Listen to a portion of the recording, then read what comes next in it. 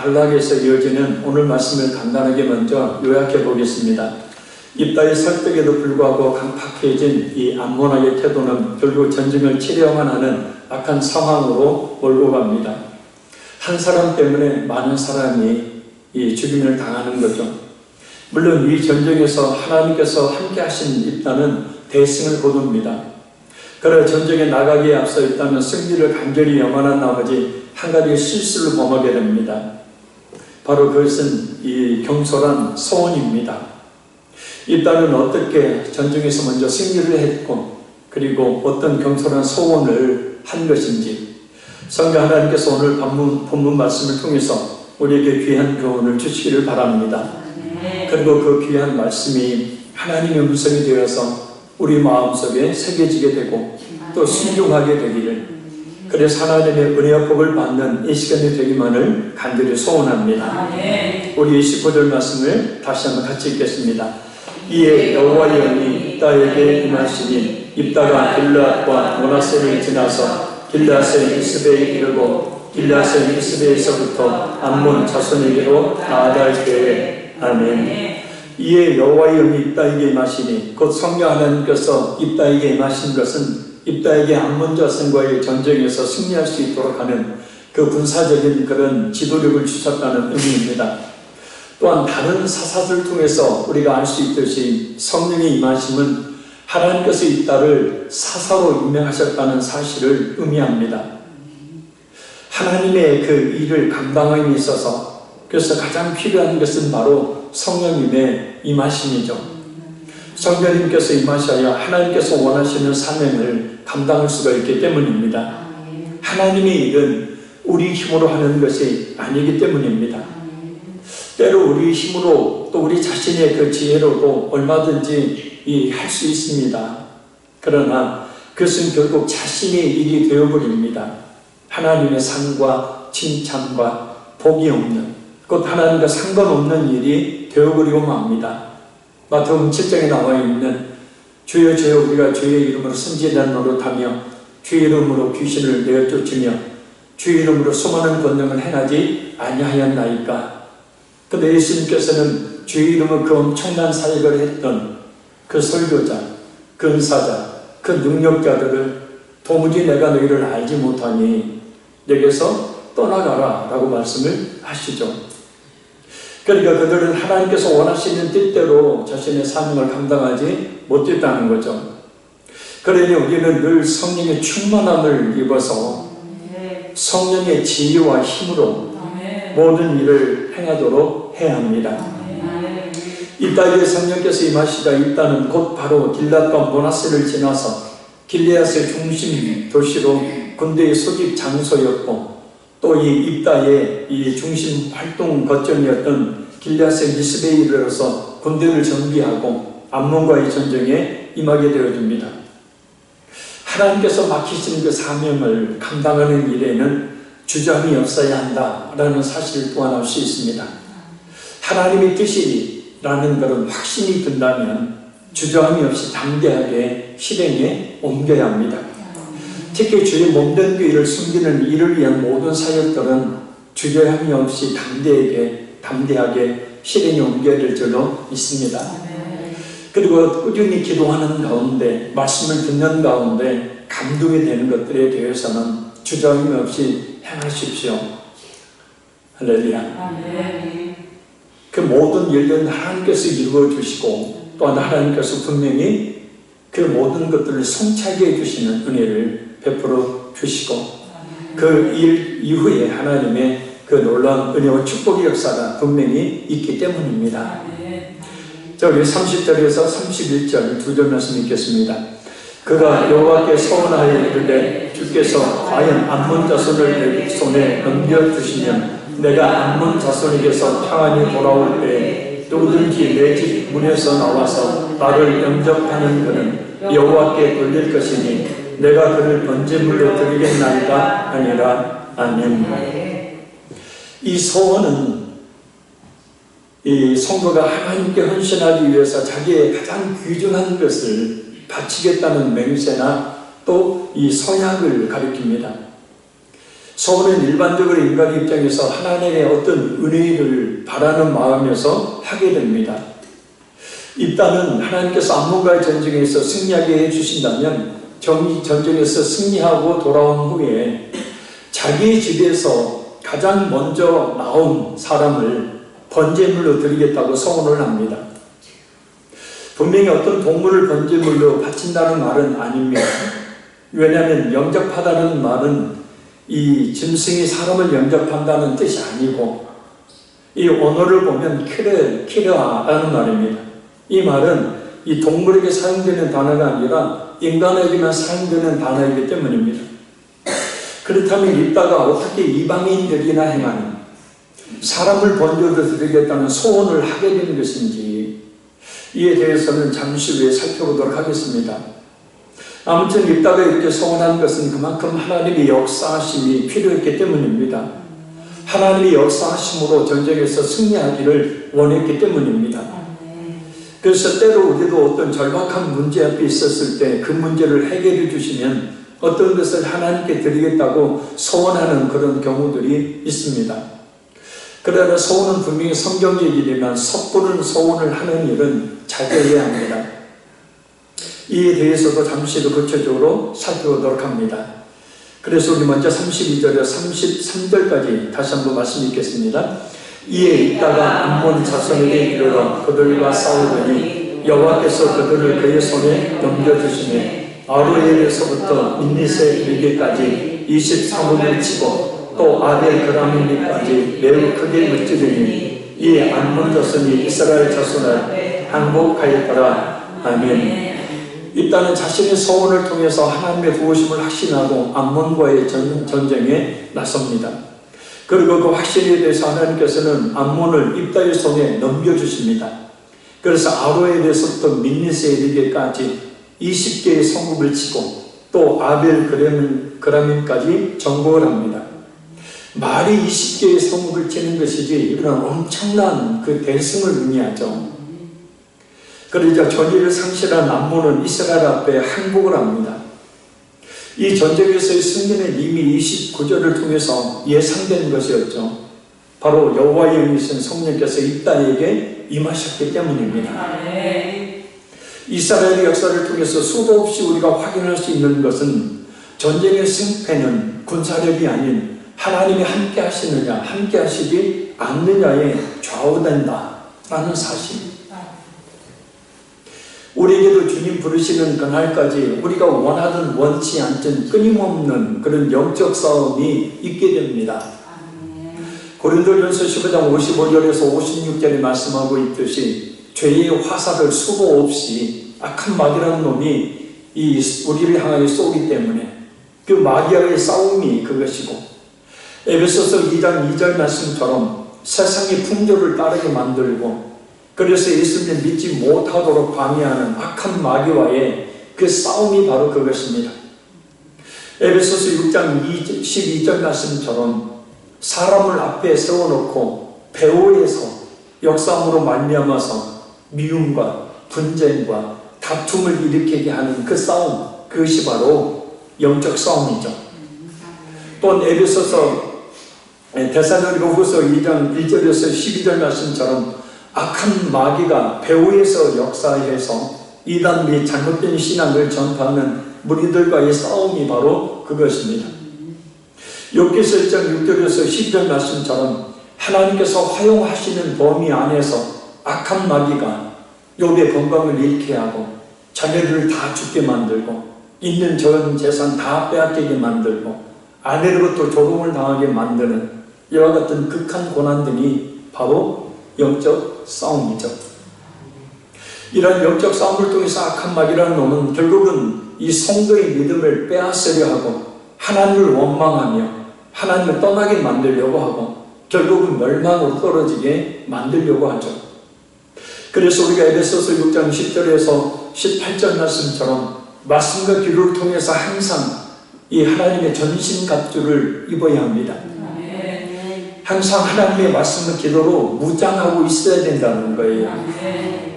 무엇보다 강력한 영적 싸움에서 승리할 수 있는 비결은 말씀과 기도를 통해서 예수 그리스도를 믿는 믿음으로 믿음으로 무장하는 것입니다.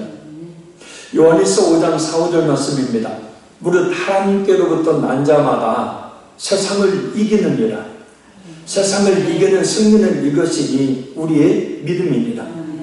예수께서 하나님의 아들이심을 믿는 자가 아니면 세상을 이기는 자가 누구냐?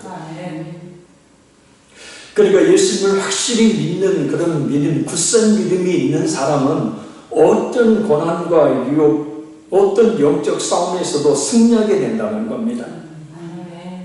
고린도전서 15장 57절 말씀입니다. 우리 주 예수 그리스도로 말미암아 우리에게 승리를 주시는 하나님께 감사하노라. 그러니까 우리의 모든 우리 영적 싸움에서 승리하게 하시는 분은 바로 뭐냐면 예수 그리스도로 말미암아. 그러니까 예수를 통하지 않고는 우리는 결코 모든 영적 싸움에서 승리할 수 없다는 겁니다. 이 하나님의 전신 갑주를 입으라고 에베소서 6장에 말씀하죠. 머리에서 보면 구원의 투구죠. 구원이죠. 그 다음에 가슴으로 오면 의의 호심경. 이 심장이 여기 있잖아요. 그래서 여기 찌르면 죽잖아요. 그래서 호심경은 전체를 덮는 게 아니라 이 심장 부분만을 이 덮는 그런 갑옷을 이야기합니다. 그래서 이 의의 호심경. 그 의도 뭐예요? 바로 예수 그리스도를 믿는 믿음으로 말미암아 의롭다함을 받는 거죠. 진리의 허리띠예요. 그 진리가 뭐예요? 예수 그리스도를 믿는 믿음. 그 믿음으로 말미암는 게 진리를 확실히 받아들이는 거죠. 그리고 뭡니까? 평안의 복음에 예비한 신이에요. 또 복음이 신이에요. 그것도 복음이에요. 그리고 방패가 뭐예요? 믿음의 방패예요. 그것도 믿음이에요. 유일한 무기는 성령의 검, 곧 하나님의 말씀을 가지라 그래요. 그러니까 결국 머리에서 발끝까지 우리가 무장해야 될 하나님의 전신갑주는 결국 뭡니까? 믿음이에요. 예수 그리스도를 믿는 믿음이라는 거죠. 사실 우리는 최후의 승리를 이미 거머쥔 존재들입니다. 왜냐하면 우리 하나님이시고 우리의 대장이 되시는 예수님께서 이미 악한 마귀의 모든 죄와 사망의 권세를 깨뜨리시고 승리하셨기 때문입니다. 비록 우리가 많은 영적 싸움을 끊임없이 싸워야 하는 그런 과정을 거쳐야 하기는 하지만 그러나 결코 우리가 패해서 멸망을 당하는 일은 없다는 겁니다. 잠시 시험에 들고 잠시 죄악에 빠지고 잠시 넘어질 수 있고 잠시 신앙에 실족할 수 있을지는 모르지만 결코 완전한 패배는 우리에게 없다는 거죠. 왜요? 예수님을 믿는 믿음이 있으니까요. 그러니까 말씀 기도하는 것이고 그래서 예수를 믿는 믿음이 중요하다고 그렇게 이야기를 하는 겁니다. 진짜 진실한 믿음, 확실한 믿음을 예수님에 관한 확실한 진실한 믿음을 우리가 갖고 있게 되어지면요 어떤 시험도 유혹도 죄도 이길 수가 있게 되어집니다. 그래서 우리는 이 사실을 확신하며 더욱더 예수 그리스도를 굳게 믿는 믿음을 가져야 합니다. 믿음만이 모든 영적 싸움을 이기게 만드는 유일한 길이에요. 따라서 로마서 10장 17절 말씀처럼 예수님에 대한 말씀을 들음으로 우리 자신의 믿음을 더욱더 성장시켜야 되고 시편 138편 3절 말씀처럼 기도를 통해서 우리의 영혼을 더욱더 강하게 만들어야 한다는 거예요. 그럼 악한 마귀의 유혹을 분별하여 물리칠 수 있고 사람을 통해 걸어오는 그런 싸움, 죄의 유혹, 또 세상의 풍조, 이단의 미혹, 건강과 물질 등을 잃어버리게 만드는 고난 등이 닥쳐온다고 해도 능히 이길 수가 있고 그 싸움을 이긴 후에는 욥처럼 하나님을 향한 더욱더 굳센 믿음과 어울려서 보너스로 갑절의 그런 물질적인 복을 주시는 자녀들이 잘되게 해주시는 복을 아울러 주시는 겁니다. 전쟁에서 승리하고 승리의 기쁨과 아울러서 취하는 것이 있죠. 바로 그것이 전리품이라는 거죠. 그래서 우리가 영적 싸움이 있어 승리하고 난 다음에는 그 전리품과 같은 더욱더 굳센 믿음과 어울러서 갑절의 하나님의 그 복을 분명히 받게 된다는 거예요. 아멘. 믿으시길 바랍니다. 아멘. 자, 우리 34절에서 35절 말씀 읽겠습니다. 입다가 미스바에 있는 자기 집에 이를 때에 보라 그의 딸이 소고를 잡고 춤추며 나와 영접하니 이는 그의 모난 동료라. 입다가 이를 보고 자기 옷을 찢으며 이르되 어찌하고 내 딸이여 너는 나를 참담하게 하는 자여 너는 나를 괴롭게 하는 자 중에 하나로다. 내가 여호와를 향하여 입을 열었으니 너희 돌이키지 못하리로다 하니. 아멘. 전쟁에서 대승을 거두고 돌아올 때 보통 이스라엘 백성들은 승자는 용사들 영접하기 위해서 모든 악기를 동원해서 그 앞에 춤을 추며 기쁜 음악으로 맞이를 했습니다. 그런데 하필이면 가장 먼저 입다의 집에서 나온 사람이 바로 문한 동료 그 외동딸입니다. 이를 본 입다는 애통함으로 자기 옷을 찢고 어찌할꼬 내 딸이여 너는 나를 참담하게 하는 자요 너는 나를 괴롭게 하는 자 중에 하나로다 라고 말하며 극한 슬픔의 탄식을 표현합니다. 이 참담하다는 뜻은 몸과 마음이 무너져 내려 버린다는 거예요. 그러니까 한마디로 자신의 딸이 소고를 두고 춤을 추며 자신을 맞이하고 있는 그 모습을 보고 땅바닥에 털썩 주저앉아버린 거예요. 자기 집의 종도 아닌 자신이 문한 동료입니다. 아들도 없고 유일하게 딸 하나 있어요. 얼마나 입혔겠어요. 얼마나 귀했겠어요. 그런데 그 딸을 하나님께 번제로 드려야 한다니 얼마나 입다의 마음이 무너져 내려 버렸겠습니까? 내가 여호와를 향하여 입을 열었으니 능히 돌이키지 못하리로다. 이 입다의 말처럼 하나님께 한 서원은 반드시 이행해야 했었기 때문입니다. 이때서야 자신의 서원이 매우 성급하고 분별력이 없는 것이었음을 강하게 한탄하고 있는 모습을 볼 수 있습니다. 자, 그에 대한 딸의 반응이 어떨까요? 36절에서 38절 읽겠습니다. 딸이 그에게 이르되 나의 아버지여 아버지께서 여호와를 향하여 입을 여셨으니 아버지의 입에서 낸 말씀대로 내게 행하소서. 이는 여호와께서 아버지를 위하여 아버지의 대적 암몬 자손에게 원수를 갚으셨음이니이다 하니라. 또 그의 아버지에게 이르되 이 일만 내게 허락하사 나를 2달만 버려두소서. 내가 내 여자친구들과 산에 가서 나의 처녀로 죽음을 인하여 애곡하겠나이다 하니 그가 이르되 가라 하고 2달을 기한하고 그를 보내니 그가 그 여자친구들과 가서 산 위에서 처녀로 죽음을 인하여 애곡하고. 아멘. 입다의 서원과 서원 이행에 대해서 여러 논란이 있습니다. 입다가 딸을 사실 제물로 바쳤다면 하나님은 입에 담기도 힘든 행위를 용납하신 것이니 사실 번제로 드린 것이 아니라는 거예요. 또한 실제 입다에 따른 번제로 드려진 것이 아니라 평생 결혼을 하지 않고 성전에 봉사하는 자가 되었다는 것입니다. 그러나 많은 초기 주석가들은 한결같이 입다가 실제로 그의 딸을 제물로 드렸다고 입을 모으고 있습니다. 사실 입다의 이러한 소원은 분명 비성경적인 것이고 충격적인 것이지만 지금도 많은 학자들은 입다가 자신의 그 모남동료 딸을 하나님께 번제로 드렸다고 그렇게 시작합니다. 이 난제를 풀기 위해서 먼저 사사기의 주제를 염두에 두어야 합니다. 사사기의 주제가 뭡니까? 바로 모든 사람들이 각기 자기 생각에 옳은 대로 행했다는 것이 주제예요. 자기 생각에 옳은 대로 행했다는 것이 이 사사기 전체의 주제예요. 입다도 예외가 아니었던 겁니다. 승리에 대한 열망 때문에 감정적으로 자기 생각에 옳은 대로 소원을 했던 거예요.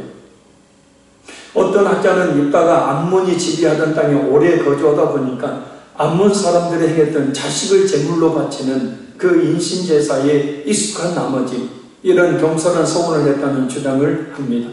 일리가 있는 주장입니다. 왜냐하면 진짜 하나님만을 섬기는 그런 환경 속에서 살았다면 이런 소원은 결코 못할 것이기 때문입니다. 그런데 이따가 분명히 암몬 자손이 지배하고 있었던 길앗 땅에 살면서 암몬 자손들이 행하는 그 우상 숭배, 자신들의 자식들을 이 산 제물로 바치는 그 모습을 본 거예요. 그래서 그 신들을 기뻐하고 그것이 곧 신들이 자신들에게 내리는 복을 받는 비결로 여기는 그 모습들이 익숙했던 거예요. 그래서 신앙의 환경이 아주 중요한 겁니다. 할렐루야. 그래서 교회의 환경이 중요한 것이고 또 어떤 사람을 만나느냐가 우리의 신앙이 아주 매우 중요하게 역할을 하는 거예요. 그런 환경에서 자라다 보니까 자기 자신도 모르게 그렇게 사람을 번제물로 드리겠다는 소원을 해버리고 마는 거예요.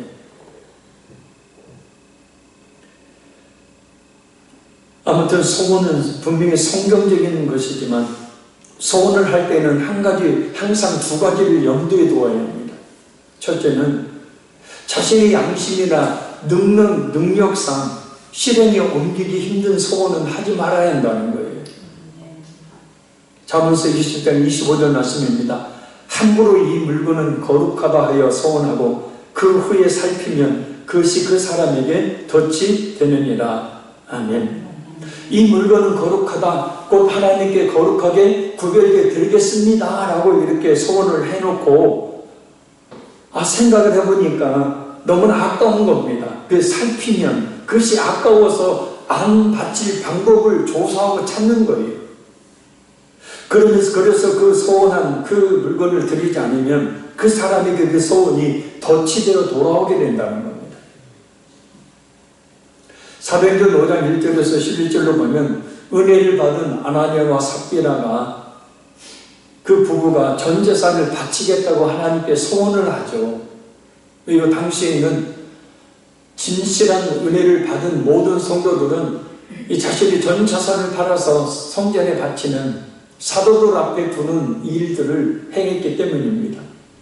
왜 재물도 필요 없는 거예요. 그래서 교회 안에 가난한 성도들을 구제하고 또 성전하는 일에 그 예물을 쓰기 위해서 최소한의 것만 남겨놓고 나머지 모든 것들은 하나님께 다 팔아서 바쳤었어요. 이게 아나니와 삽비라도 바로 그렇게 은혜를 받고 바치겠다고 전자산을 다 바치겠다고 소원을 해놓고 생각해보니까 너무 아까운 겁니다.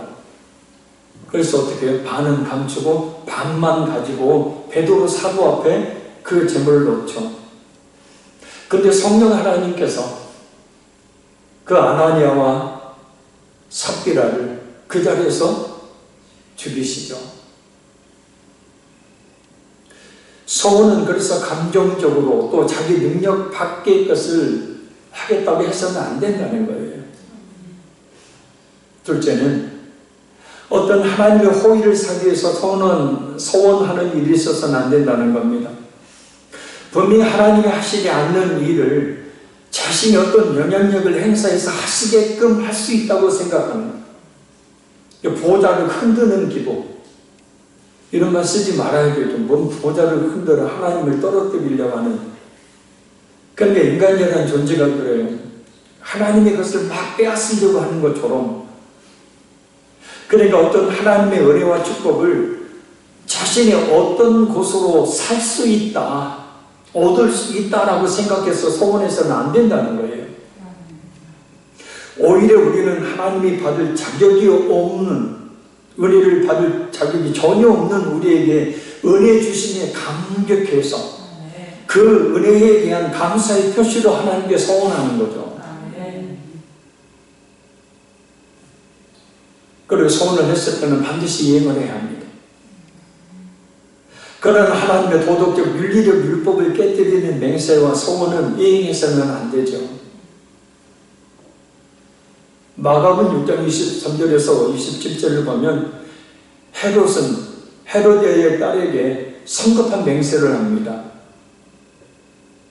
그래서 결국 세례 요한의 목을 베어서 쟁반에 담아서 주는 행동을 하고 만 그런 사건이 있었죠.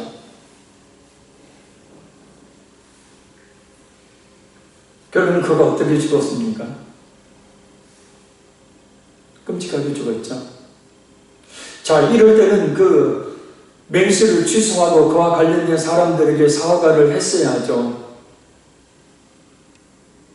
내가 이런 소원을 했고 이런 맹세를 했지만 이것은 이 하나님 앞에 옳은 것이 아니니까, 이것은 내가 잘못 소원한 것이니까 그 사람들 앞에서 사과를 하고 하나님께 회개를 해야 되는 거죠. 오직 믿음으로 한 맹세와 소원만이 후회가 없게 되는 겁니다. 자칫 잘못하면 하나님 앞에 한 맹세나 소원이 자신에게 불행을 닥치게 하는 원인이 될 수 있기 때문입니다. 입다는 분명히 자신이 승리하고 돌아올 때 자신을 마중 나온 첫 번째 사람은 누구든지 하나님께 속할 것이요 따라서 희생제물을 드리겠다고 소원했습니다. 더군다나 성령을 받은 사람이 하나님께서 율법으로 엄격하게 금하신 인신제사를 이방인들이나 하는 인신제사를 드리겠다고 소원하고 만 것입니다. 하나님께서는 어떤 사람의 한 영역을 인정하셨다고 해서 그 삶의 모든 영역을 인정하시는 것은 아닙니다. 우리가 성령 충만을 받는다고 해서 우리의 생각이라는 것이, 우리의 의지라는 것이, 우리의 양심이라는 것이 제대로 작동할 것이냐, 그렇지 않은 경우도 있다는 거예요. 순간 감정이 휩쓸리게 되어지면, 순간 잘못된 생각을 하게 되어지면 얼마든지 잘못된 선택을 할 수 있다는 거예요. 왜요? 하나님은 우리 인간의 자유의지를 주신 분이기 때문이에요. 입다는 인간 제물을 금지한 모세의 율법을 잘 알고 있었습니다. 우리가 앞에서 살펴보았듯이 입다는 이스라엘 역사를 잘 알고 암송하고 있을 정도로 정통했어요. 그러나 입다는 율법을 잘 알고 있었지만 그 율법을 행하는 데 있어서는 자신의 생각과 감정을 먼저 앞세워 이런 하나님께서 금하신 도덕적인 율법을 범하는 소원을 하고 말았던 것입니다. 그러니 항상 우리의 감정보다는 말씀을, 우리의 생각보다는 하나님께서 성경에 뭐라고 말씀하고 있는지를 먼저 깊이 생각하고 말하고 행동해야 합니다. 우리가 옳다고 생각하는 것들이 종종 하나님의 뜻과는 상관없는 경우들이 있기 때문입니다. 잠언서 12장 15절 말씀입니다. 미련한 자는 자기 행위를 바른 줄로 여기나 지혜로운 자는 권고를 듣느니라. 그러니까 미련한 사람은 항상 자기의 이 행위를 바른 줄로 알아요. 잠언서 28장 26절 말씀입니다. 자기의 마음을 믿는 자는 미련한 자요 지혜롭게 행하는 자는 구원을 얻을 자니라. 우리의 마음은 심히도 부패했다 그랬어요. 그죠? 그래서 우리의 마음이라는 것은 제대로 그 기능을 발휘할 수 없어요. 하나님의 말씀과 기도를 통한 성령의 강한 임재가 없으면 우리의 마음은 부패해요. 그래서 그 하나님의 뜻대로 살 수 있는 그런 능력이 애당초 우리 마음은 없어요. 잠언서 14장 12절 말씀입니다. 어떤 길은 사람이 보기에 바르나 필경은 사망의 길입니다. 이게 옳아요. 이런 말과 이런 행동이 옳아요. 이런 주장이 옳아요.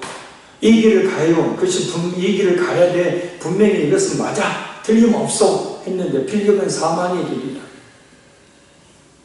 그러니까 여기서는 성령의 지혜와 성령의 그 능력을 배제한 상황 속에서 벌어지는 우리의 생각과 우리의 말과 우리의 행동을, 마음과 우리의 행동을 이야기하는 거죠. 때로 마치 자신의 생각을 옳은 것으로 여겨서 그것만을 내세우고 주장하고 밀고 나가려고 하는 경우들이 있습니다. 요즘 우리는 이 정치 또 우리 사회의 그 모습들 통해서 그것을 많이 보죠.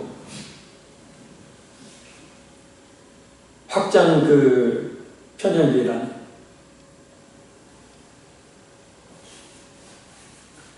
분명히 그 생각이 잘못되었고 저희가 주장이 잘못되었음에도 불구하고 옳다고 여기며 끝까지 밀고 나가는 거죠. 그러니 우리는 우리의 생각보다는 성경 말씀에 먼저 귀를 기울여야 되고 우리의 순간적인 감정이나 비성경적인 생각을 먼저 앞세우지 않도록 해야 합니다. 달리 방법이 없어요. 그것은 하나님의 말씀을 늘 읽고 늘 쉬지 않고 기도하는 것입니다. 그래서 성령님께서 충만하게 우리의 생각과 마음을 주장하도록 하시는 거예요. 우리도 신학교 가서 신학생들한테 강의를 영감을 사정이 있어서 총 3시간이 넘게 이제 강의를 했는데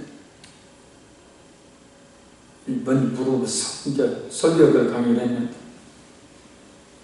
눈 다 감게 하고 성경 하루에 5장 이상 읽는 사람 손들어 보려고 이야기도 한 명밖에 없더라고요.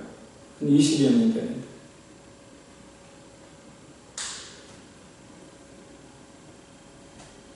그러면 말씀도 없고 기도도 약하고 그렇게 되어지면 결국 뭐냐면 인간적인 존재는 철저하게 사사기의 주제가 뭐라고요?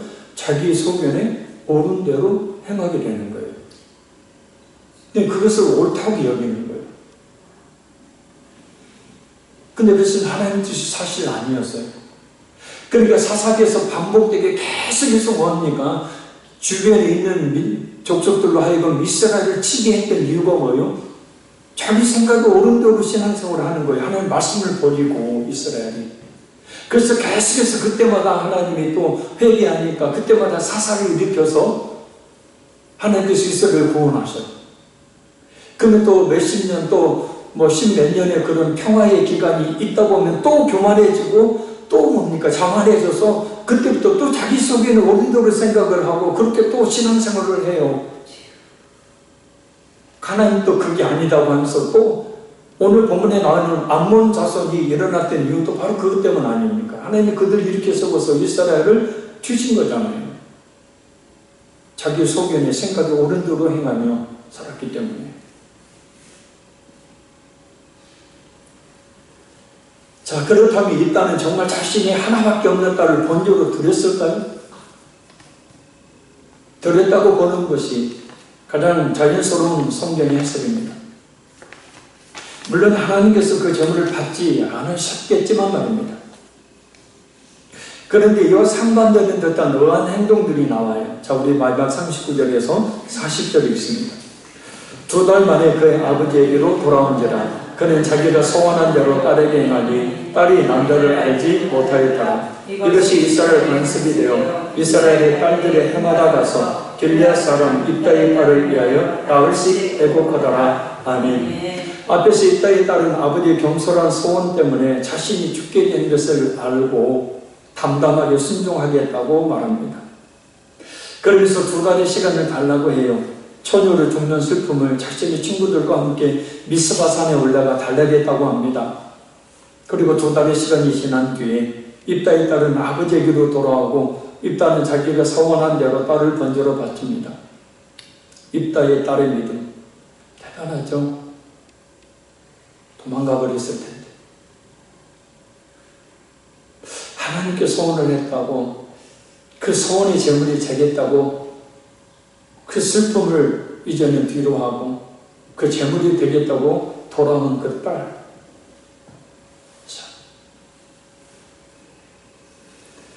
근데 일부 해석자들 딸이 남자를 알지 못하였다라 라는 말이 입다의 딸이 성전에 평생 처녀로 살았다는 것으로 해석을 합니다.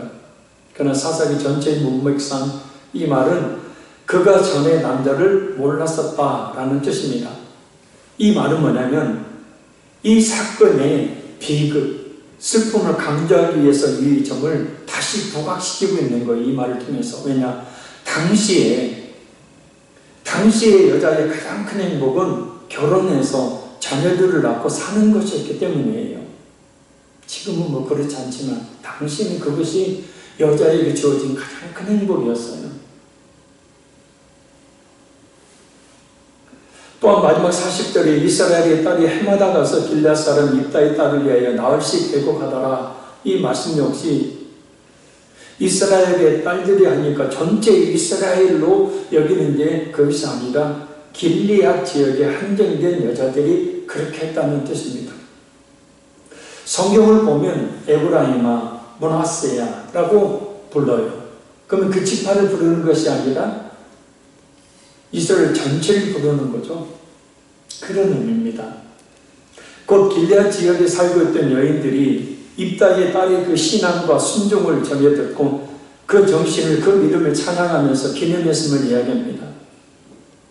사람을 제물로 드리는 제사는 그 이유가 어떠하든지 하나님께서 율법에 엄하게 금하고 있는 일로 전체 이스라엘이 기념할 일로 받아들일 수 없는 것이었기 때문입니다. 입다의 감정적이고 어리석은 소원은 자신의 딸을 번제로 드리는 비극으로 결말이 나고 말았습니다. 그렇다면 입다가 어떻게 하든지 소원을 지켰으니 그의 신앙이 훌륭하다라고 말할 수 있을까요? 그것은 아니겠죠. 또 입다처럼 아무리 어리석은 소원이라 하더라도 그 소원을 끝까지 지켜야 한다는 말일까? 그거 역시도 아니죠. 왜냐? 하나님은 그런 소원을 받으시는 분이 아니시기 때문입니다. 중요한 점은 입다의 이런 어리석고 비성적인 소원의 결과가 초래한 비극이에요. 바로 우리가 하나님이 어떤 분인지를 잘 모를 때, 곧 하나님의 말씀을 잘 알지 못할 때, 그래서 우리 자신의 지혜와 생각이라는 것만을 의지할 때 자칫 어떤 잘못된 결과를 초래할 수 있다는 교훈을 우리에게 주고 있는 겁니다. 그러니 우리 순간적인 감정보다는 성경 말씀을, 우리의 생각보다는 성경 말씀을 먼저 생각해서 성경에서는 뭐라고 말씀하고 있느냐에 따라 말하고 행동해야 합니다. 그래야 이런 비극, 이런 잘못된 결과를 맞이하지 않기 때문입니다.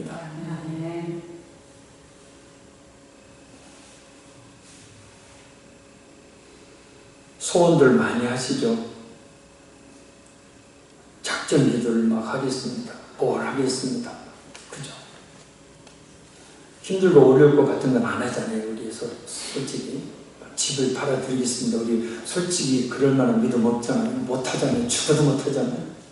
그런데 이런저런 작은 소원들은 하잖아요. 작전 기도 하겠습니다. 뭘 하나님께 드리겠습니다. 이런 것들은 꼭 지키세요. 그러면 그에 따르는 그 믿음이, 기쁨이 있고요. 그에 따르는 하나님의 축복이 반드시 있습니다. 이것은 잘못된 소원에 대한 결과예요. 그러나 성경에서 긍정적인 그런 소원의 결과들은 하나님의 축복이 반드시 따르는 것을 봅니다. 결론적으로 말씀드립니다. 하나님의 일들을 감당함에 있어 가장 필요한 것은 바로 성령님의 임하심입니다. 그러니 우리는 늘 성령의 충만함을 구하여 입어서 그 성령의 지혜와 힘으로 모든 하나님의 일들을 행하도록 해야 합니다. 그리고 그것이 하나님의 뜻이라는 확신이 있다면 주저함이 없이 담대하게 실행에 옮겨야 합니다. 우리는 주님이 부르시는 그날까지 이스라엘이 그랬던 것처럼 끊임없는 영적 싸움을 싸워야 합니다. 악한 마귀의 죄의 유혹, 세상에서 많은 사람들이 따라가는 세상의 풍조와 반대되는 신앙, 사람을 배후에서 조종함으로 미움과 다툼과 분쟁을 일으키는 일들, 이단과 잘못된 신앙인들의 미혹, 건강과 물질 등을 잃게 만드는 그런 고난 등이 바로 그것입니다. 이길 수 있는 방법은 말씀으로 기도로 늘 무장하는 것입니다. 예수 그리스도를 굳게 믿는 믿음으로 이기는 것입니다. 그런 갑절의 축복이 약속되어 있습니다. 소원은 비성경적인 것이 아니니 소원할 때는 그러나 신중하게 해야 합니다.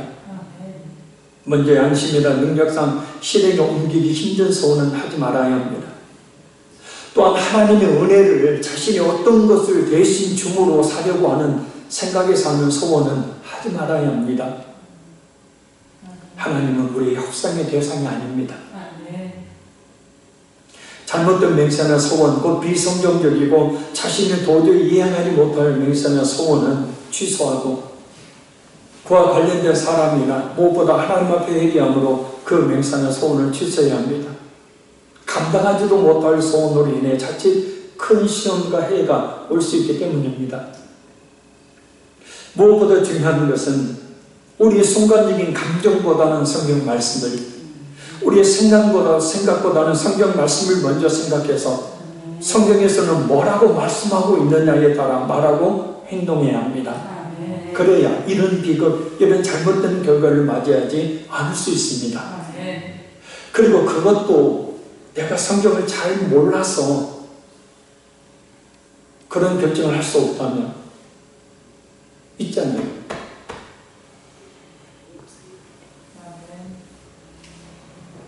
뭐라고 적어놨어요? 상담하시라고. 그래야. 설마 실패의 길, 죽는 길로 인도하겠습니까?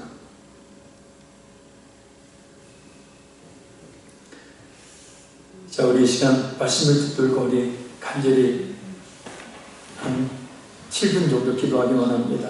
아버지, 성령 충만 입어서 그 성령의 지혜와 힘으로 하나님의 모든 일을 감당하게 하옵소서. 하나님의 뜻이라는 확신이 든다면 주저함이 없이 담대하게 실행에 옮기게 하옵소서. 우리에게 주어지는 끊임없는 영적 싸움을 이길 수 있도록 늘 말씀과 기도로 무장하고 예수 그리스도를 굳게 믿는 믿음으로 무장하여 승리하게 하옵소서.